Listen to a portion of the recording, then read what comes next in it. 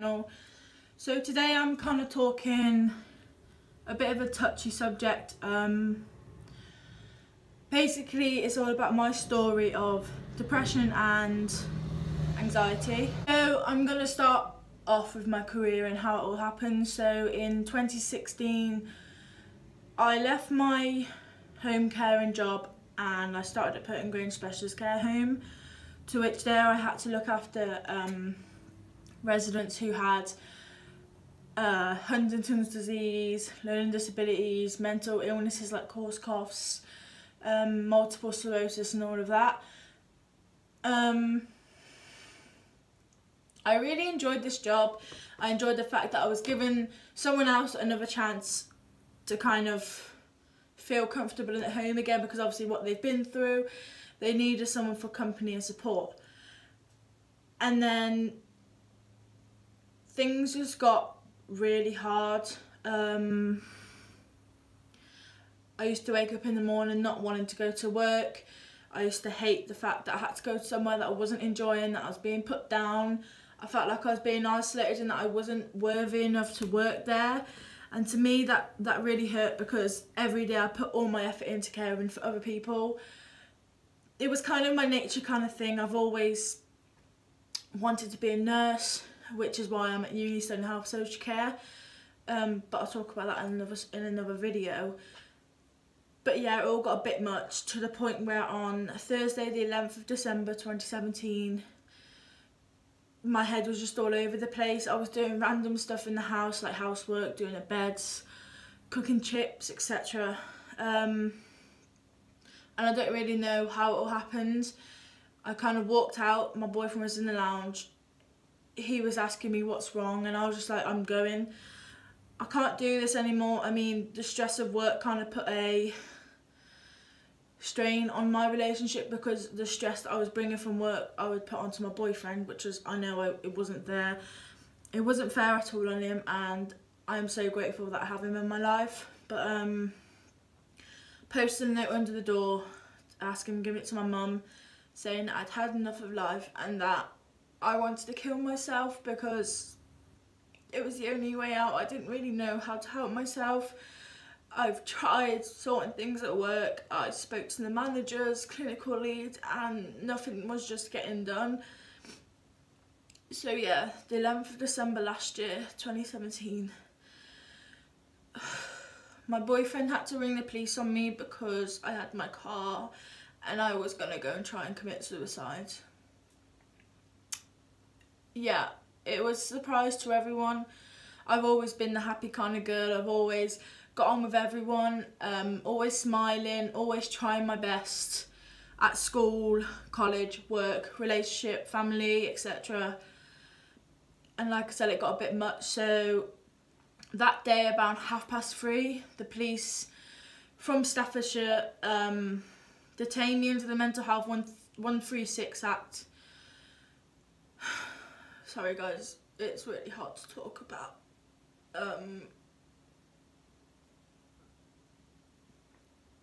Yeah, I was detained under the 136 Mental Health Act until about 7:30 the same evening. All I wanted to do was hug my boyfriend, and I wasn't even allowed. I had no underwear on. I just had clothes on because I literally was just doing housework that day, and I just thought, I can't do it. I begged and begged to get some clothes, and I wasn't allowed to see my boyfriend. I mean, I understand the circumstances. I was in a situation where they thought I was going to harm myself. I was then transported to St George's Hospital in Staffordshire in the 136 suite, where I had an assessment with psychiatrists. Yeah, I might not seem as emotional as I should. I did film another video on this and I lost all the clips, so I'm having to refilm it, and I'm trying to keep strong. Yeah, I had an assessment. The psychiatrist said that he feels that I'm fit to leave the suite under the circumstances that I went to my doctors the same following day. So I did, and yeah, the doctors kind of diagnosed me with citalopram, which is an antidepressant, and it went from 10 milligrams up to 20 milligrams. Obviously this kind of had an effect on work. I had to take a month out of work because I didn't feel ready to go back. I didn't feel like I ever wanted to go back. But I went back on the 3rd of January this year. And I had to resign just because I wasn't happy. And the travelling and yeah,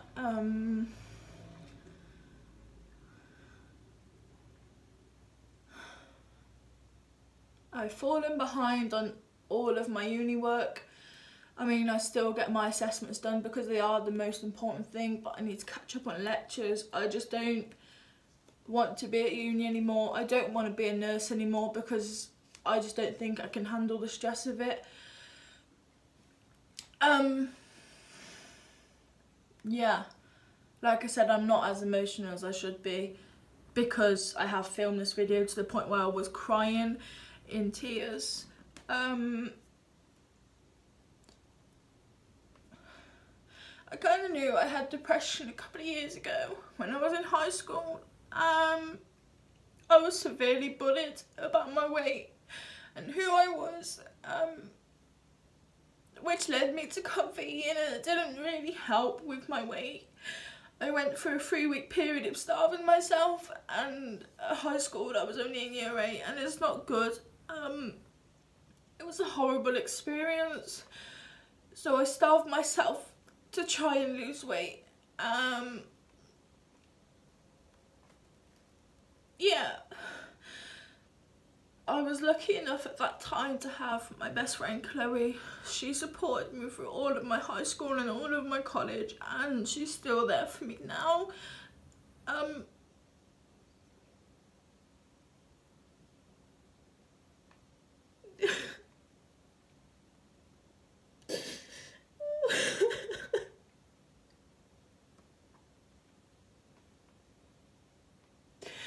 I'm just one of those lucky people who have their family and their friends and their boyfriend who are there to support me, because without them I don't think, I know I wouldn't be here, because at the bad times in life I've kind of just thought I need to go. I don't want to be here and I don't know how to fix myself. Depression isn't anything to be ashamed of. It's widely recognised in today's society. So many professionals have depression, like police officers, doctors, and so many more normal jobs, like shop assistants. I'm sorry for crying, guys. But I never knew I'd be one of those individuals. So yeah, basically I'm kind of going to talk about how it affects me mood-wise. So some days I'll wake up and I'll be happy as Larry, and then the other days I'll be in such a bad mood that I can wake up in a foul mood and I'll just want to be left alone. And in those times I doubt my relationship, even though I shouldn't, because I feel that I'm not worthy of having such an amazing boyfriend like I do.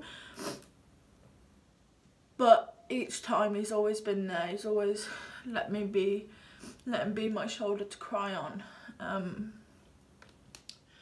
Yeah, so I can be out doing a really nice activity, like I went to a wedding, and for example I can suddenly have a mood swing and I'll just cry, and I don't know what it's for.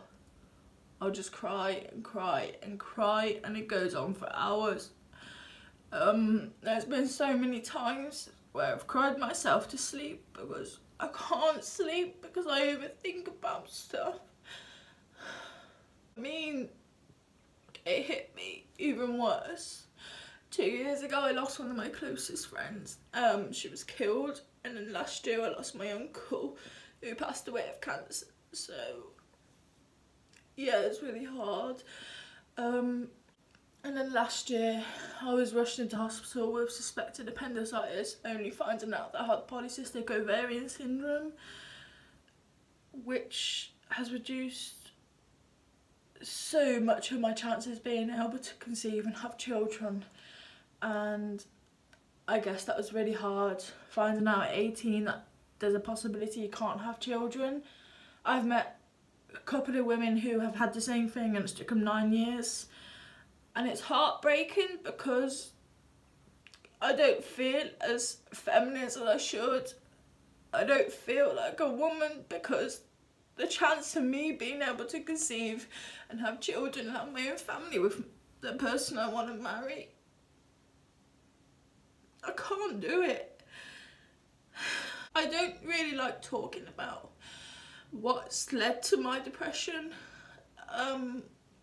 I don't like talking about it just because it makes me cry, and my YouTube channel is all about happiness and I don't like to brag about my problems, I really don't.